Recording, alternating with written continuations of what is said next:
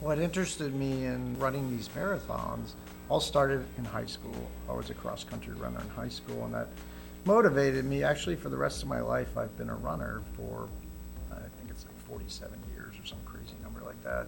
I had a friend that wanted me to run a triathlon. Then I started looking into it and started thinking that'd be kind of fun. Did that, and it was such a hard training exercise for me. Decided should run a marathon. Or I did the marathon, and that got me started on embarking me on a serious running for like 10 years, and then I drifted off and just ran for fun. My daughter, who was on a trip abroad in China, all these people were saying, you should run the Great Wall Marathon. So I started training for it, and I did it. And at the Great Wall Marathon, all these people said, there's this really neat club called the Seven Continent Club. And that started us off on our adventure. In 2012, we did the Safari Com on a game reserve in Africa. That was really neat. 2013, we did the Rio Marathon in South America. 2014, we did Antarctica. 2015, we decided to do two of them.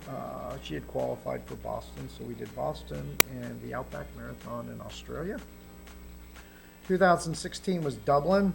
We ran the Tokyo Marathon in 2018 to finish it up in February. So we found out that there's about 6 races that are called the World Majors. They're basically the most organized marathons in the world.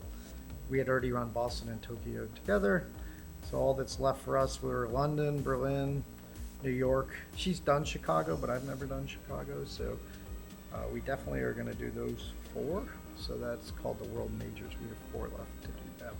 There's a couple of really interesting life lessons that I learned from running these marathons, and it wasn't necessarily the marathon itself. Human nature is really, really interesting. It just makes you realize how small the world is. It's really, the human race is a really, really cool thing to experience in foreign countries. It's easy to say, let's set a goal, let's set a priority, but write it down, do it. Think about, how can you as an individual maybe do this much more in a focused, structured way.